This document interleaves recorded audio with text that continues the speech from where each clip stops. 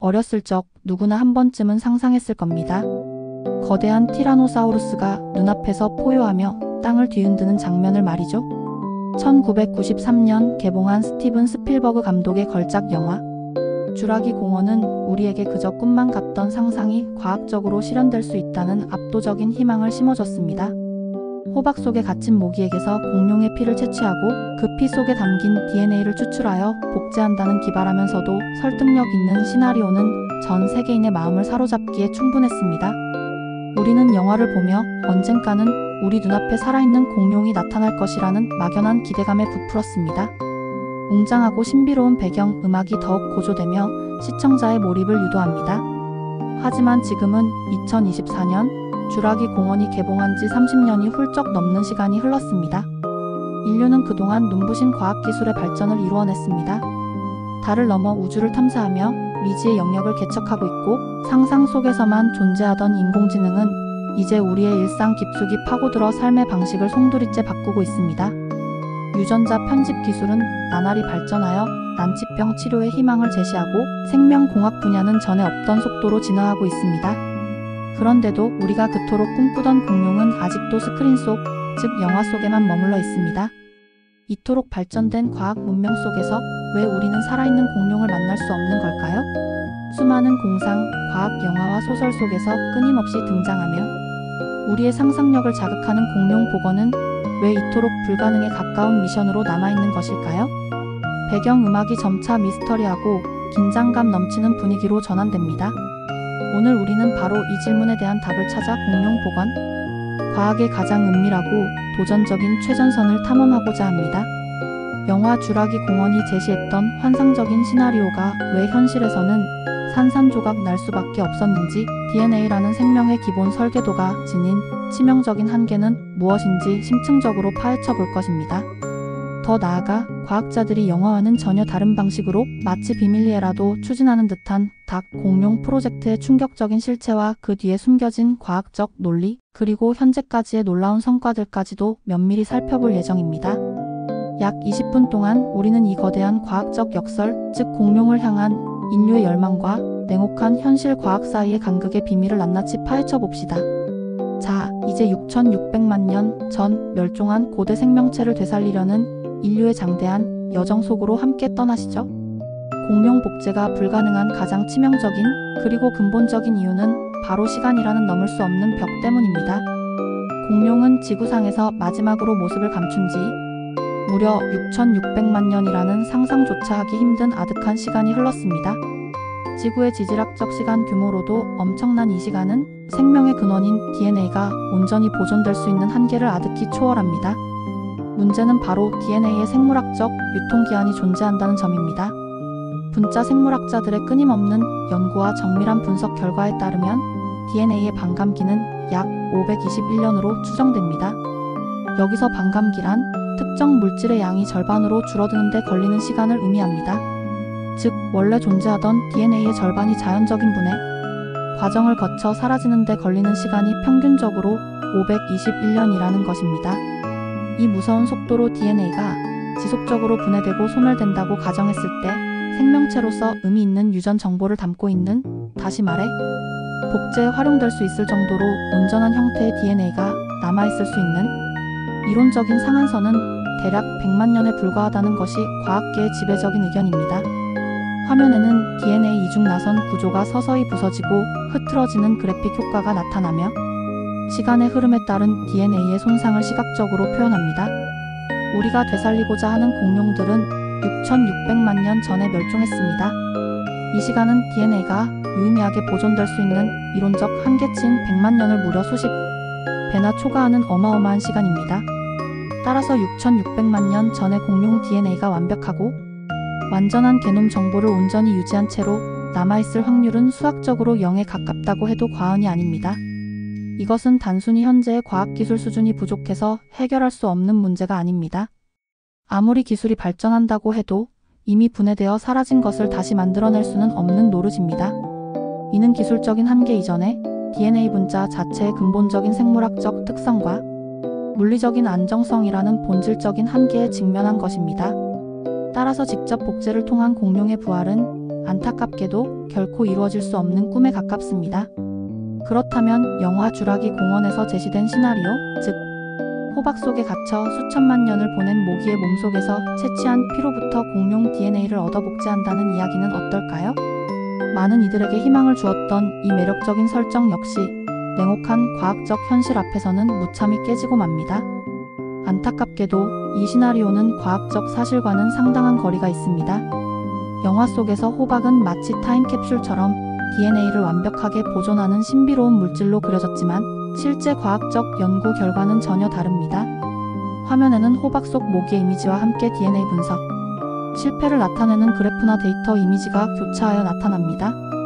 호박은 오랜 시간 동안 나무의 수지가 굳어져 형성된 복잡한 유기 화합물 혼합물입니다. 이 호박 내부 환경은 생각보다 DNA 보존에 최적화된 조건이 아닙니다. 오히려 호박 내부에서 발생하는 수많은 화학 반응들은 DNA를 빠르게 분해시키거나 설령 일부 DNA 조각이 남아있다고 해도 염기서열 분석을 극도로 어렵게 만드는 요인으로 작용합니다. 실제로 과학자들이 수만 년 된 호박 속에서 발견된 곤충의 DNA를 분석하려 시도했지만 1만 년 전에 호박 속에서 발견된 DNA조차 이미 상당 부분 분해되어 온전한 정보를 얻기 어려웠다는 연구 결과들이 존재합니다. 하물며 6,600만 년 전의 공룡 DNA가 모기 몸속에서 호박에 갇힌 채 온전히 보존된다는 것은 거의 불가능에 가까운 일입니다. 따라서 DNA를 온전히 추출하고 이를 기반으로 공룡을 복제하려는 직접 복제의 길은 사실상 영원히 닫혀버린 불가능한 길이 되어버렸습니다. 그러나 여기서 또 하나의 흥미로운, 어찌 보면 역설적인 발견이 과학계를 놀라게 했습니다.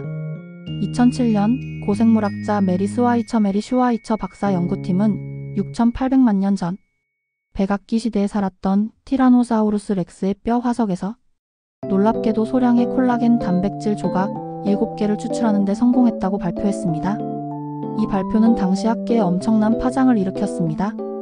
DNA의 보존 한계가 100만 년이라는 상한선이 무너진 것일까요? 정말 공룡의 유기물질이 그렇게 오랜 시간 동안 보존될 수 있었던 것일까요? 화면에는 티라노사우루스 렉스, 뼈 화석과 콜라겐 단백질 구조의 복잡성을 보여주는 그래픽이 나타납니다. 하지만 결론부터 말하자면 이것은 DNA 보존의 한계를 무너뜨린 사건은 아니었습니다. 단백질은 DNA와는 근본적으로 다른 분자입니다. DNA가 유전 정보를 저장하는 생명의 설계도라면 단백질은 그 설계도에 따라 만들어지는 생명의 구성 요소이자 기능 수행자입니다. 단백질은 DNA에 비해 훨씬 더 구조적인 안정성을 가지고 있습니다. 특히 콜라겐과 같은 일부 단백질은 특정 조건 하에서 오랜 시간 동안 분해되지 않고 잔존할 수 있는 특성을 가집니다. 따라서 단백질이 수천만 년 동안 생존할 수 있었다는 것은 분명 유기물질 보존의 한계를 우리가 생각했던 것보다 훨씬 더 넓혀주었음을 의미합니다. 이는 고대 생명체의 생화학적 연구에 새로운 지평을 열어준 중요한 발견임에 틀림없습니다. 그러나 이것이 곧 유전 정보를 저장하는 핵심 분자인 DNA의 안정성까지 보장해준다는 의미는 아닙니다. DNA는 단백질보다 훨씬 더 섬세하고 깨지기 쉬운 분자이며 단백질이 보존될 수 있는 환경이라고 해서 DNA까지 온전히 보존될 수 있는 것은 아닙니다. 결국 이 단백질 발견은 공룡 복원의 가능성을 직접적으로 열어준 것이 아니라 고생물학 연구의 또 다른 문을 열어준 사건이라고 해석하는 것이 더 정확합니다. 직접 복제를 통한 공룡의 부활이라는 길이 불가능하다는 냉혹한 현실에 직면했을 때 과학자들은 좌절하는 대신 발상의 전환을 시도했습니다. 복원이 아닌 재창조라는 새로운 패러다임으로의 전환, 즉 역진화 공학 리버스 에볼루션 엔저니링이라는 혁신적인 길을 택한 것입니다. 화면에는 진화의 나무가 역방향으로 흐르는 듯한 그래픽 또는 닭과 공룡의 이미지가 점차 겹쳐지는 시각 효과가 나타납니다. 이 역진화 공학의 핵심 원리는 현대 생물학의 가장 견고한 진리 중 하나에서 출발합니다. 바로 조류는 수각류 공룡의 직계 후손이라는 사실입니다. 이 사실은 이제 학계에서 확고하게 받아들여지는 과학적 정설입니다. 다시 말해, 오늘날 우리가 주변에서 흔히 볼 수 있는 닭이나 오리, 비둘기 같은 조류들은 먼 옛날 지구를 지배했던 무시무시한 수각류 공룡, 즉 티라노사우루스 렉스나 벨로시랩터의 후예라는 것입니다. 이는 단순히 형태학적 유사성만을 가지고 이야기하는 것이 아닙니다. 수많은 화석 증거, 해부학적 비교, 그리고 결정적으로 유전학적 분석을 통해 밝혀진 과학적 사실입니다. 그렇다면 여기서 중요한 통찰을 얻을 수 있습니다. 현대 닭이나 오리 같은 조류의 게놈 안에는, 즉 그들의 DNA 속에는 수백만 년 동안 잠들어 있는 비활성화된 휴면, 공룡, 유전 자도먼트 진즈가 숨겨져 있을 가능성이 높다는 것입니다. 마치 오래된 컴퓨터 프로그램 속에 숨겨진 비활성 코드처럼 말이죠. 진화 과정에서 특정 환경에 적응하며 더 이상 필요 없게 된 공룡의 형질을 발현시키는 유전자들이 비활성화되거나 억제되었을 뿐 완전히 사라진 것은 아니라는 가설입니다. 이 역진화 공학 프로젝트의 궁극적인 목표는 바로 여기에 있습니다. 현존하는 조류의 DNA를 최첨단 유전자 편집 기술인 CRISPR-Cas9 크리스퍼-Cas9과 같은 도구를 활용하여 정밀하게 조작하는 것입니다. 이를 통해 그들의 먼 선조인 공룡이 가지고 있었지만 현대 조류에서는 비활성화된 특정 특징들, 예를 들어 날카로운 이빨, 길고 근육질의 꼬리, 3개의 발가락을 가진 앞발 등을 재활성화시키는 것입니다. 이것은 새로운 종을 만드는 것이 아니라 이미 존재하는 유전적 정보를 잠금 해제하여 고대의 형질을 다시 불러오는 시도라고 할 수 있습니다. 이 프로젝트의 대명사이자 가장 널리 알려진 이름이 바로 세계적으로 저명한 고생물학자 제코너 교수가 주도하는 치킨노사우루스 CHICKENOSAURUS 프로젝트입니다. 이 이름이 다소 익살스럽고 우스꽝스럽게 들릴지 모르지만 이 프로젝트는 결코 가볍지 않으며 이미 과학계를 놀라게 할 만한 상당한 성과들을 거두고 있습니다. 이는 단순한 과학적 상상을 넘어 현실적인 연구 목표를 가지고 꾸준히 진행되고 있는 대규모 생명공학 프로젝트입니다. 화면에는 제코너 교수의 이미지와 함께 치킨노사우루스 콘셉트 아트 또는 관련 연구 이미지들이 교차하여 나타납니다. 성공 사례들을 구체적으로 살펴보면 이 프로젝트의 잠재력을 더욱 실감할 수 있습니다.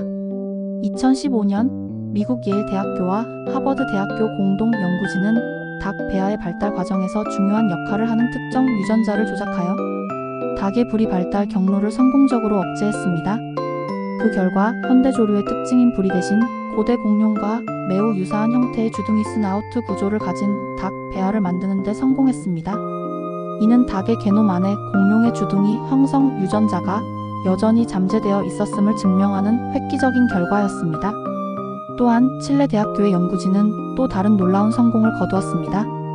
현대 조류는 진화 과정에서 비골피별러이라는 다리뼈가 짧아지고 정강이뼈 티비어에 융합되어 발목까지 길게 이어지지 않는 특징을 갖게 되었습니다. 하지만 연구팀은 닭 배아의 특정 유전자를 조작하여 고대 공룡처럼 비골이 발목까지 길게 이어지는 다리 및 팔, 해부학적 구조를 가진 배아를 만드는 데 성공했습니다.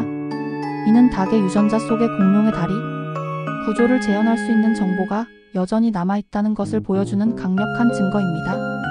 이러한 성공 사례들을 바탕으로 제코너 교수는 과거 인터뷰에서 10년 이내에 살아있는 공룡을 보게 될 것이라는 대담한 예측을 내놓기도 했습니다. 비록 그의 예측은 다소 낙관적이었지만 많은 과학자들은 현재의 기술 발전 속도와 연구 성과를 고려할 때 이르면 15년 이내 최초의 유전자 변형, 네오-공룡 개체를 실제로 볼 수 있을 것이라고 조심스럽게 예측하고 있습니다. 이것은 더 이상 먼 미래의 공상 과학 이야기가 아니라 우리 시대의 가장 흥미로운 과학적 도전 중 하나로 자리매김하고 있습니다. 하지만 치킨노사우루스 프로젝트, 즉 역진화 공학을 통한 네오-공룡의 탄생이 눈앞에 다가왔다고 해서 모든 난관이 해결된 것은 아닙니다. 여전히 극복해야 할 3가지 주요 기술적 난관이 남아있으며 이는 프로젝트의 성공 여부를 가르는 결정적인 요소가 될 것입니다. 첫 번째 난관은 바로 꼬리 복원과 복합 형질의 문제입니다. 현재까지의 연구 성과로 만들어진 닭 공룡은 부리가 없는 주둥이나 공룡과 유사한 다리 구조를 가질 수는 있지만 우리가 상상하는 길고 근육질의 진정한 공룡의 모습과는 거리가 있습니다. 꼬리 없는 닭 공룡은 여전히 우리가 기대하는 그 압도적인 공룡의 위용을 갖추기 어렵습니다. 따라서 이 길고 강력한 꼬리를 복원하는 것이 현재 과학자들이 직면한 가장 큰 기술적 난관 중 하나입니다. 화면에는 닭의 짧은 꼬리와 길고 근육질의 공룡 꼬리 이미지가 대비되어 나타나며 꼬리의 복잡성을 시각적으로 강조합니다. 문제는 꼬리가 단순히 하나의 유전자를 활성화한다고 해서 다시 자라나는 단순한 형질이 아니라는 점입니다. 과학적 연구에 따르면 꼬리의 발달과 형태 형성에는 수많은 유전자들이 복합적으로 관여하며 발생 과정의 매우 초기 단계부터 정교하게 조절되는 복잡한 메커니즘을 가지고 있습니다. 단순히 특정 유전자의 스위치를 켜는 것만으로는 꼬리가 다시 자라나지 않는다는 것이 이미 여러 연구를 통해 밝혀졌습니다. 척추 동물의 꼬리는 척추뼈의 쑥, 근육의 배열, 신경의 분포, 그리고 피부와 털 또는 비늘의 형성 등 여러 요소가 통합적으로 발달해야 하는 복잡한 복합 형질입니다. 이러한 복합 형질을 정확히 이해하고 원하는 방향으로 완벽하게 조절하는 것은 현재의 유전자 편집 기술로는 매우 어렵습니다. 꼬리 형성의 초기 배아 발달 과정에 개입하여 모든 관련 유전자와 발생 경로를 정밀하게 제어할 수 있는 기술이 아직은 미흡하기 때문입니다. 또한 꼬리가 단순히 몸의 일부가 아니라 공룡의 균형 유지, 이동, 심지어 의사소통에까지 영향을 미치는 중요한 신체 부위라는 점을 고려할 때 단순히 만드는 것을 넘어 기능하게 만드는 것은 훨씬 더 어려운 문제입니다. 이 문제를 해결하기 위해서는 꼬리 발달에 관여하는 모든 유전적 스위치와 조절 메커니즘을 심층적으로 이해하고 이를 정교하게 제어할 수 있는 새로운 유전자 편집 전략이 필요합니다.